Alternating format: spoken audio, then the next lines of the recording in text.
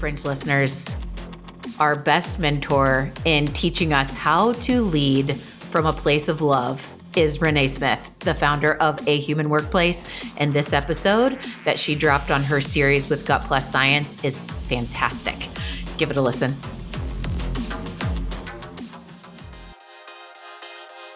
Hey, it's Nikki Llewellyn Gregory, and you're on Gut Plus Science. You're in for a fast-paced, storytelling, action item-rich leadership growth experience. I hope you make this podcast a habit. I consider it a leadership mentoring tool. Learning together makes us better together, and that is how we change the world around us. Let's get to it. Hey, Gut Plus Science listeners, it's Nikki, and today's episode is a special series with my friend Renée Smith. It's called To Work with Love.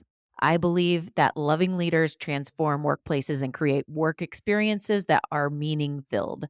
Renée fights against fear-based leadership and helps us learn how to lead with love and do it in such an empowering way. You're going to love this episode. Renée, take it away. Hi, this is Renée from A Human Workplace, the host of To Work with Love. It's great to be here with you today.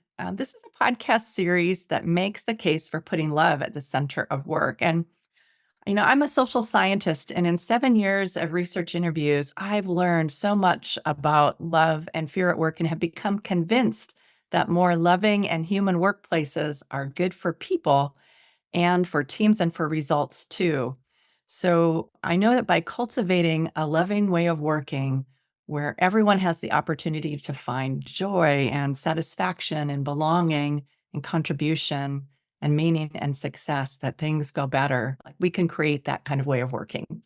In such a loving workplace, we are committed to everyone thriving. And this need for thriving right now is so huge, so great, so important that I've committed most of 2024 to this topic. And our team has committed resources to developing solutions related to thriving. Now, when I talk about thriving, I don't mean sort of your typical wellness or resilience practices, although we think those are important too, and we do help support those. But when I'm talking about thriving, I'm talking about moving away from wasteful, frustrating, harmful operations and toward experiences that are more courageous and clear and whole and spacious and simple and hopeful. We want to move toward those kinds of experiences as people. And we think that people are longing for those kinds of experiences. And so today we're going to talk about clarity. I'm going to talk with you about clarity in particular. We've talked about sort of what we mean by thriving in a previous podcast, and we've talked about getting ready to thrive, and last time about courage. And this time we're going to talk about clarity. So if you haven't heard those others, go back and listen to those when we're done with this one and get caught up. So we want to talk about how to bring clarity to your workplace and why it's so important. So I want you first to imagine that you're part of a group of people who are on an expedition together. You are super excited to be on this trip, but you're not really certain where you're headed or what the plan is. But you love the valley that you're in. You're fascinated by the terrain around you and the different topography that you've been camping in. And you decide you're going to use your special skills as a map maker to walk around the valley, hike around, and map out the terrain. And that's going to be your contribution to this team. And so you get up really early in the morning and you take off with all your mapping tools and you start hiking around. It's a beautiful day and you're making a map of this beautiful valley. Meanwhile, the rest of your team is waking up and they're excited to get going because they're committed to getting to the top of a nearby mountain so that they can view this rare plant that only views a couple of days a year. And so they're super urgent to do this. They're urgent to pack up and get going. But when the team discovers that you're gone and they don't know where you are, they can't go on without you. And so they're delayed. And while you're out happily making maps of the valley topography, and thinking about your contribution, they are getting more anxious and frustrated. You return with your map and you're ready to share it and show your beautiful work. And you discover that your entire team is furious with you for wandering off and wasting their time and delaying progress to the goal. But of course, it was a goal that you didn't know anything about. And you can imagine hearing from them, there you are. Where did you go? Why did you wander off like that? We are all waiting to get on with things. No, yet this map, this is of no use to us. What's the point when we're supposed to be getting to the top of that mountain over there where the plant is going to bloom and to try to see it while we can? And you can imagine and maybe even feel, putting yourself in this role, as I put you in this role, you can imagine the stress and fear and anxiety that you would feel because you had no idea, right? You didn't have clarity on several levels. You didn't have clarity about what the purpose was overall. You didn't have clarity about what your role was, what you were supposed to contribute. You didn't have clarity about how the team was going to work together. And so this story illustrates those three important components of clarity, roles, and team agreements that we're going to talk about today when it comes to clarity as part of this invitation to thrive. So we're going to look at those one by one.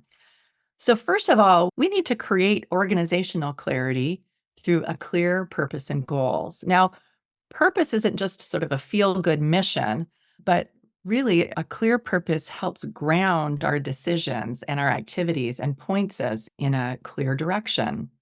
With purpose clarity, my first decision might be, should I even join this team? Do I believe in this purpose? Is it aligned with my values?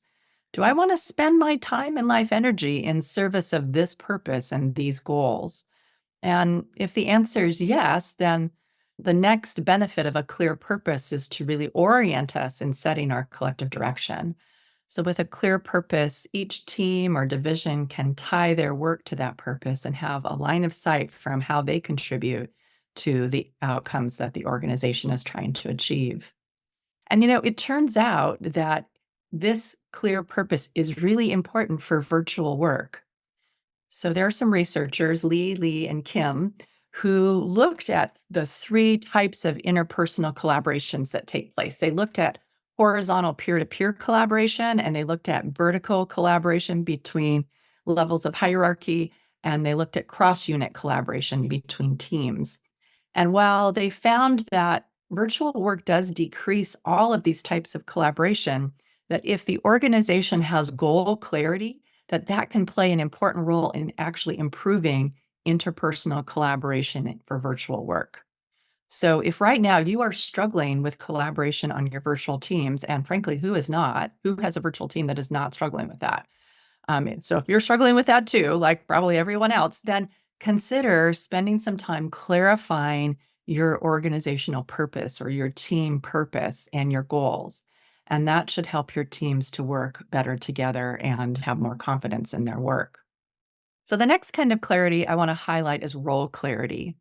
So once an organization is clear and committed to its shared purpose, team members need to know the work that needs to be done and who's going to do that work.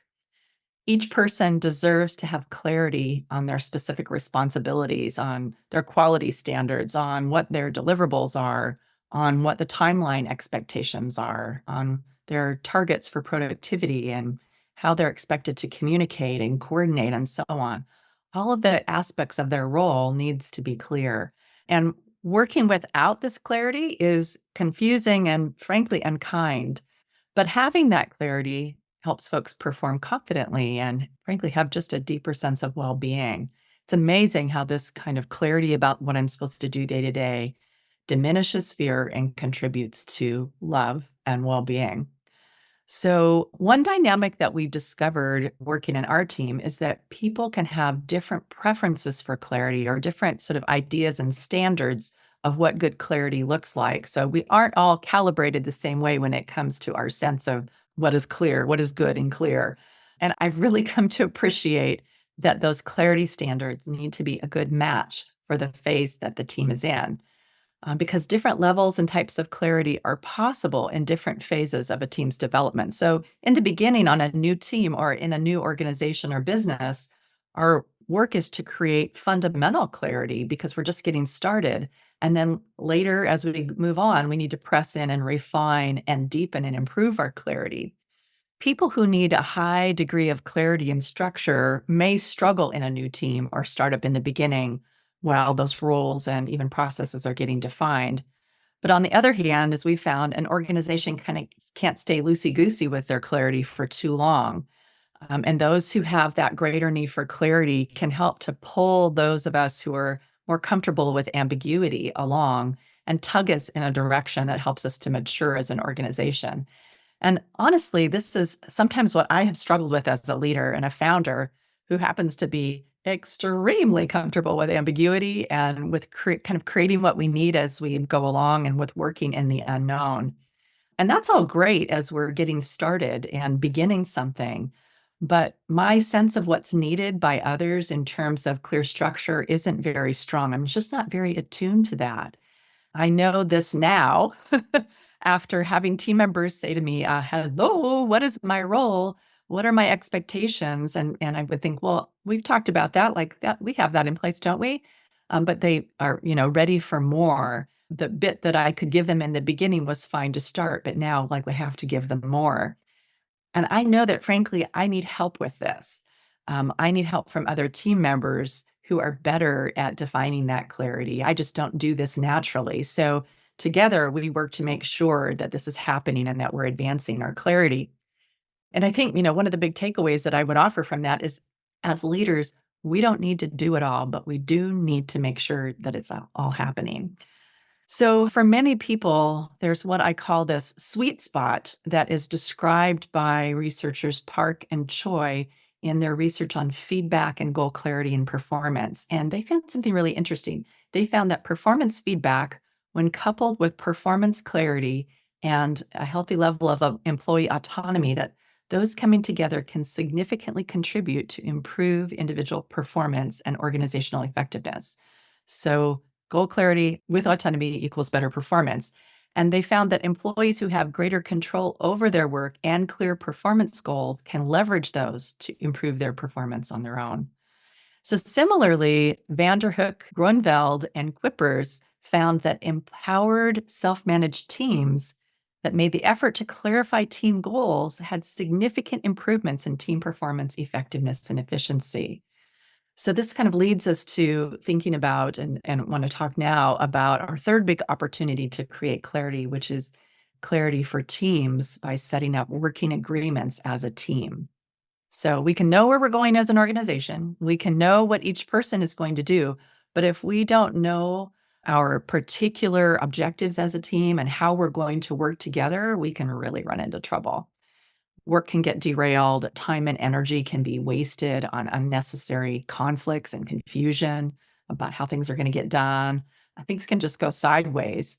And so at a human workplace, we recommend pausing at the beginning of any team or, forming or any project that's going to begin to invest time to set up these working agreements. So you can use a simple charter or a team agreements canvas or some other tool like that. The tool itself isn't that important, but what's really important is having the conversations and agreeing on and documenting those decisions. And you want to make decisions about and clarify the group's objectives. So what are you there to do? And it's amazing how at the beginning of a project, like we can all think that, oh, we all receive the same email or the same invitation and we're coming together to do something. But really, our sense of what that objective is can be vastly different. And so clarifying that and nailing it down is important as a beginning place. And then with that objective clear, what are our roles? How are we going to communicate? How are we going to make decisions? How are we going to resolve conflict? What is our timeline? And then how do we know we succeed? How are we going to measure our success? And what does success look like? So over time, we have found that this agreement process is going to become natural. It'll flow, and there'll be some things that sort of become the way that you do things.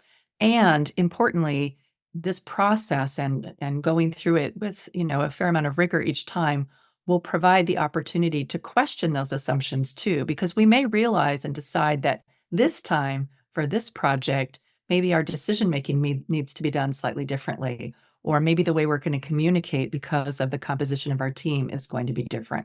So we can't just assume that the way we did it for the last 4 or 5 times is going to be the way that we do it this time. We need to have those conversations and then document those decisions. All right. So remember, to improve thriving work, we need to bring more clarity. Clarity is super important. Organizational clarity through clear purpose and goals, individual clarity through clear roles, and team clarity through clear team agreements. So, how about you? What's calling to you from all of that? What do I describe that you might be going, oh, yeah, we might be like, I might not have done that before quite in that rigorous a way, or, oh, we've done that, but maybe I've kind of let that slide.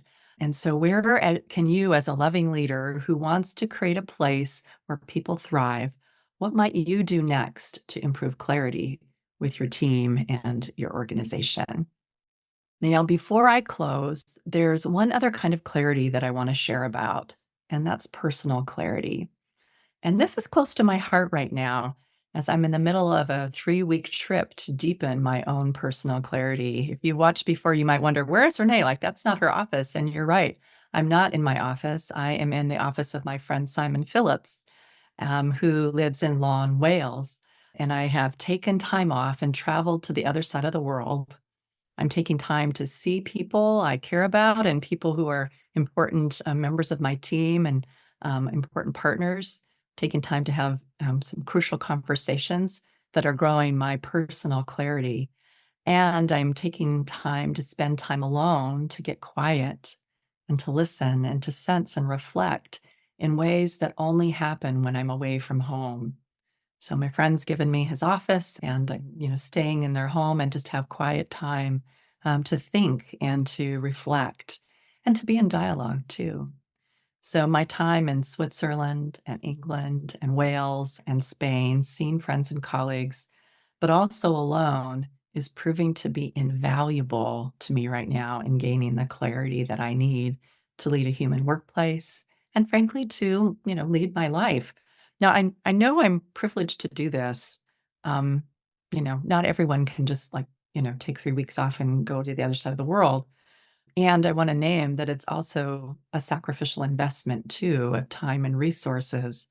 But I chose to make that sacrifice and to make that investment because the clarity that I need is essential.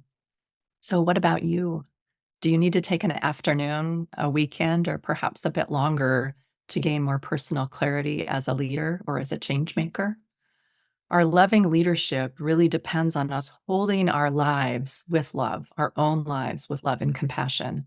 And so I hope that you'll consider the love that you need to thrive too. Thank you for listening today. I hope that you found this episode valuable and maybe that you would share it with a team member or a colleague or your whole team. And if you could, give us a shout out on social media.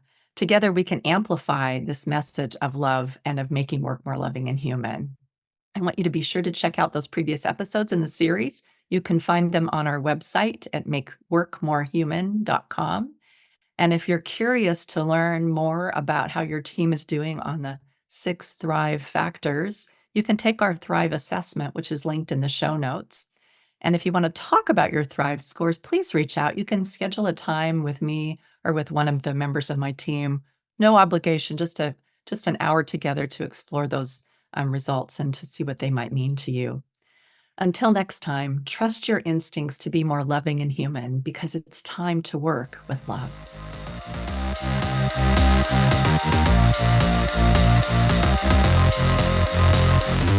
We just left the world a little bit better. Now, go do something with it.